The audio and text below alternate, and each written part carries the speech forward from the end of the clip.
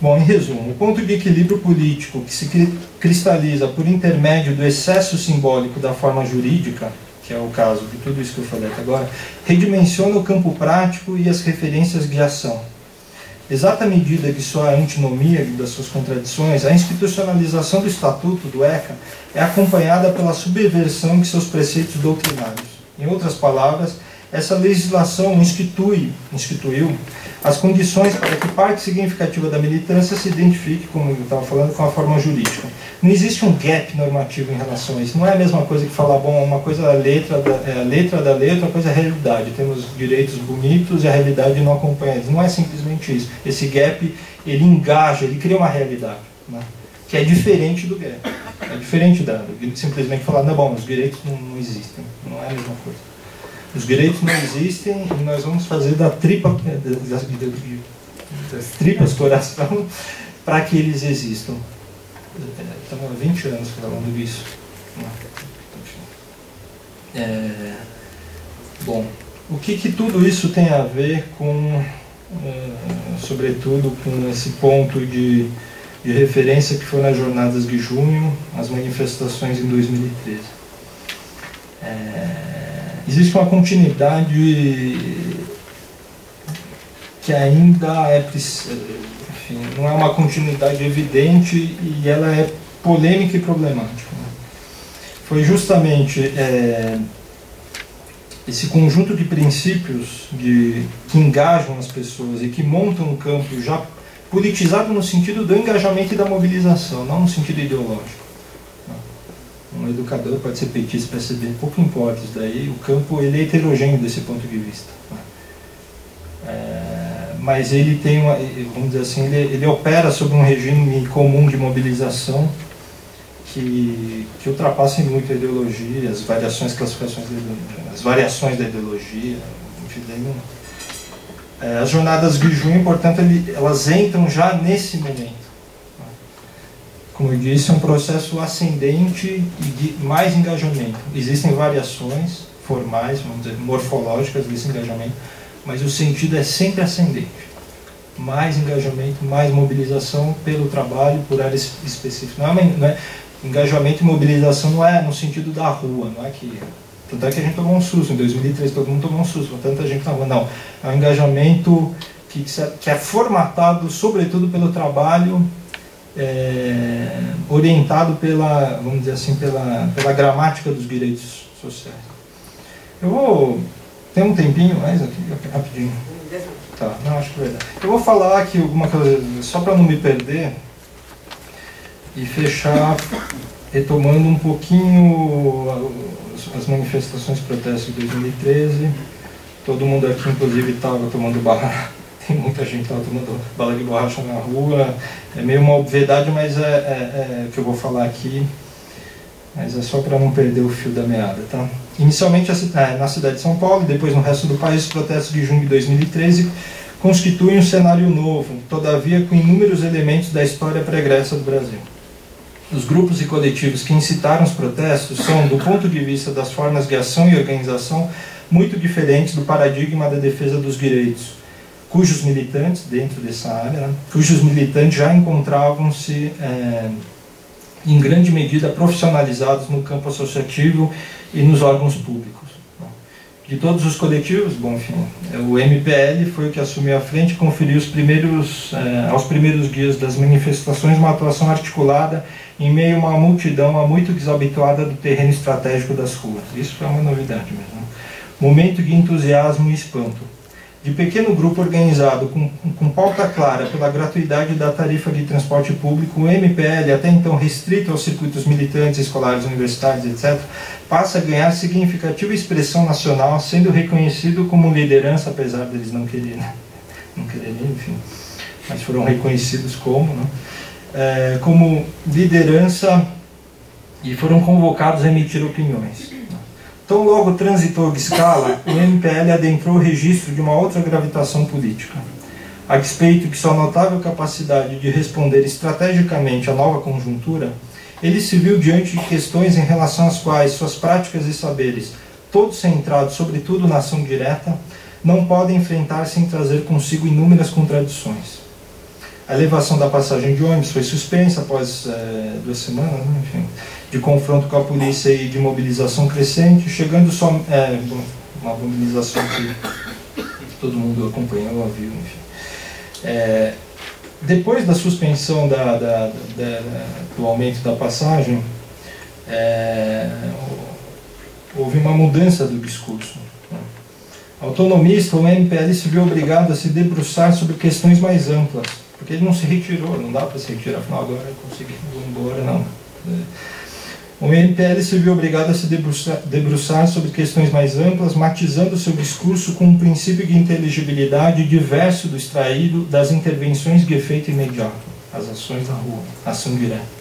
O que se seguiu ao sucesso de suas estratégias foi uma mudança de escala e, consequentemente, um outro manejo das formas de direcionamento dos resultados políticos dos protestos.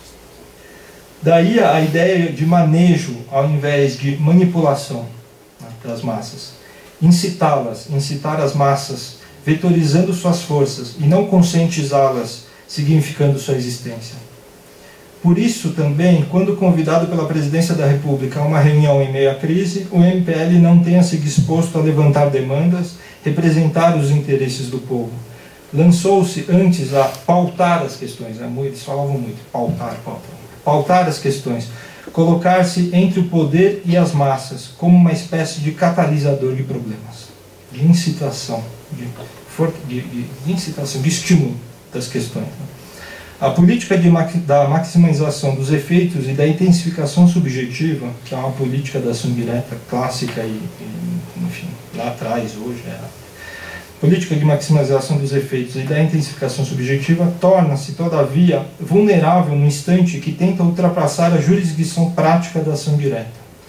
Se no início a meta era evitar a elevação da tarifa, após sua suspensão, o discurso do MPL ampliou a pauta, enunciando-a de modo inteiramente diferente.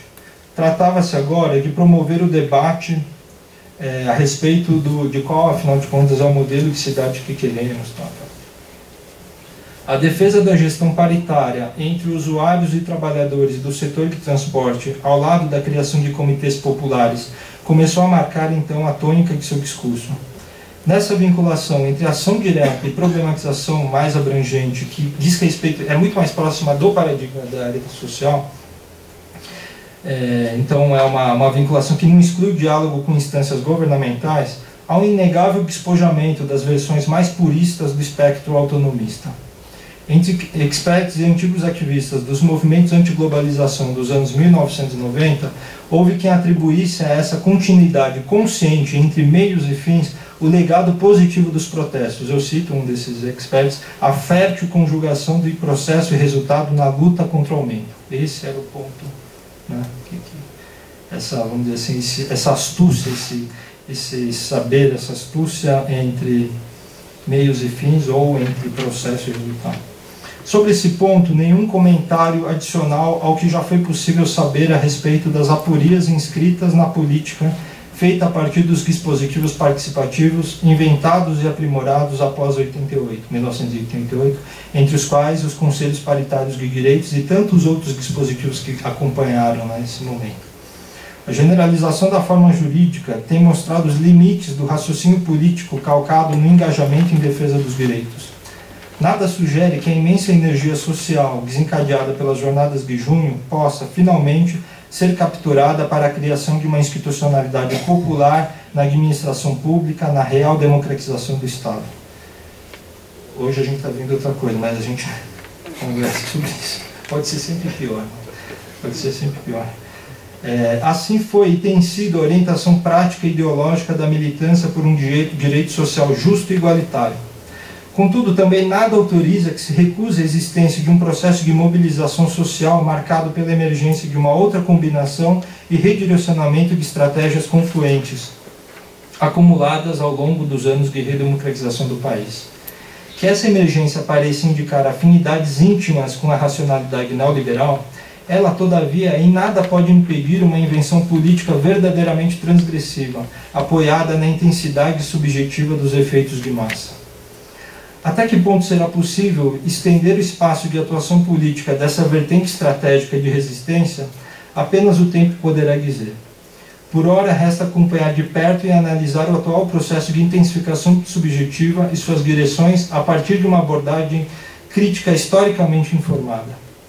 A exemplo da política da área da infância e juventude, a história recente do Brasil está repleta de lições a dar sobre os paradoxos envolvidos no engajamento que se identifica com a expansão da forma jurídica.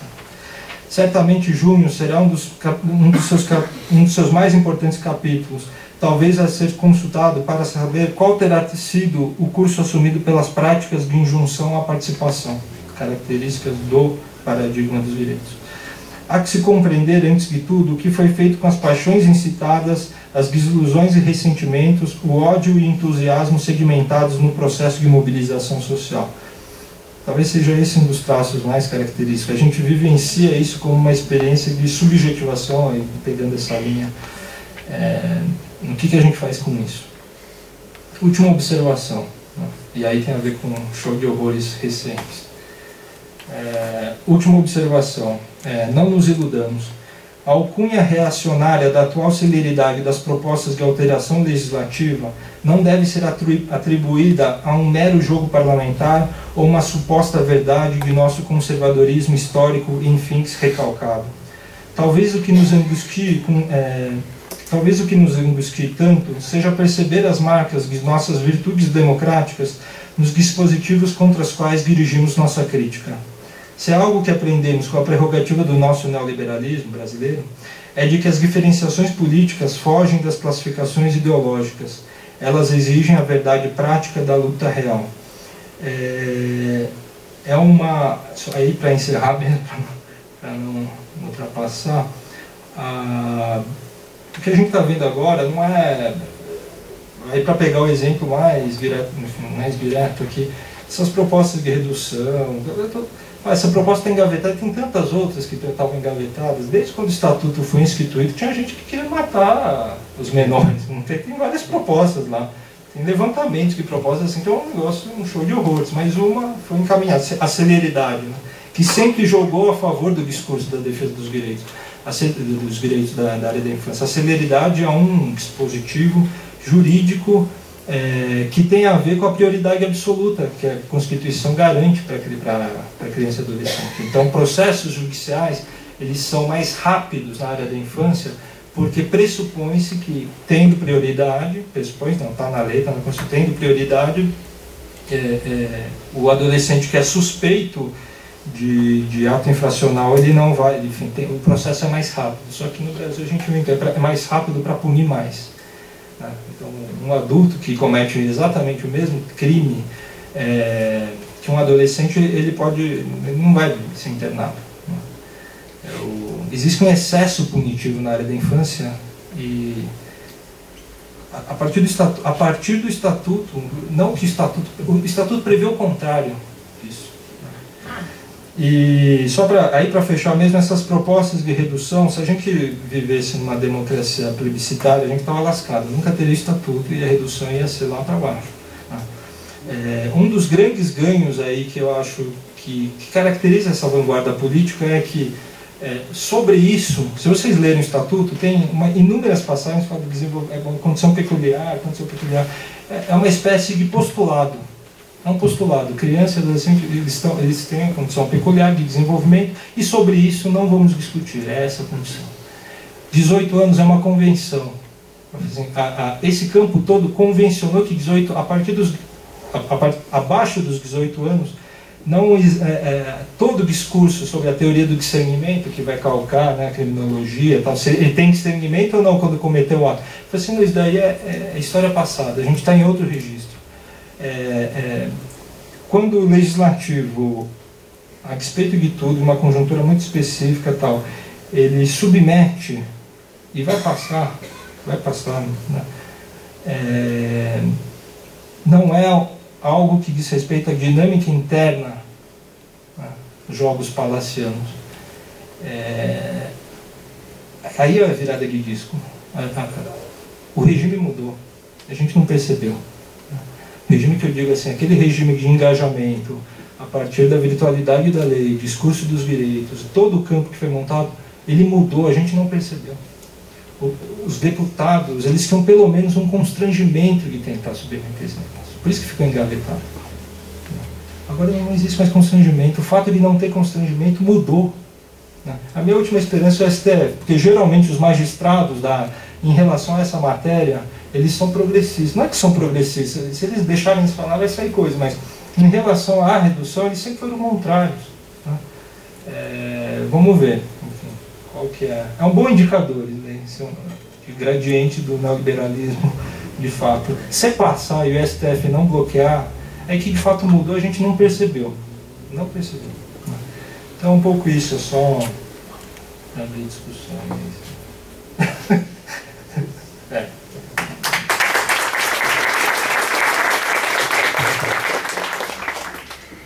Obrigado, né, muito pela participação. Então, aproveitando, você ainda tem 5 minutinhos, então vamos aproveitar esses 5 minutos restantes. Você ameaçou umas 2 vezes fazer alguma analogia de alguma forma entre as manifestações, né, de 2013 e as mais recentes agora, né? Então, queria aproveitar esse tempinho, que o São Paulo já retorna, você podia fazer essa ponte um pouco nesses 5 minutinhos. Pensei que vocês iam esquecer, porque é complicado. Bom, se a gente aceita a ideia de que o neoliberalismo primeiro é uma racionalidade política, e ele opera a partir de um tipo de formalismo que a gente não entende direito qual que é. Por isso que a gente não consegue materializar, não consegue visualizar, afinal de contas, que é isso, e fica recorrendo sempre são programas de reforma. Agora, a temática do neoliberalismo volta por conta da economia, né? Enfim, ou a crítica à política econômica do governo Dilma agora é que reacendeu, de certa forma, essa discussão sobre o neoliberalismo. Até então era um assunto proibido, né? Se a gente aceita que essa racionalidade é uma racionalidade política formal e, portanto, nenhum conteúdo ou ideário, valores definem essa racionalidade, ela pode ser neoliberal defendendo os mais virtuosos valores aí. Pode ser, né? Então, se a gente aceita essa hipótese, é possível relacionar, mas não uma relação simples, existem muitas mediações, mas é possível relacionar assim a uma incitação que começa na esquerda e que vai se efetivar na direita. E é o que é impressionante isso, assim, as estratégias, a rua se tornou uma estratégia hoje que alguém aqui conseguiria afirmar que uma manifestação de massa com características de esquerda pode se contrapor a essas que vão acontecer, que estão acontecendo?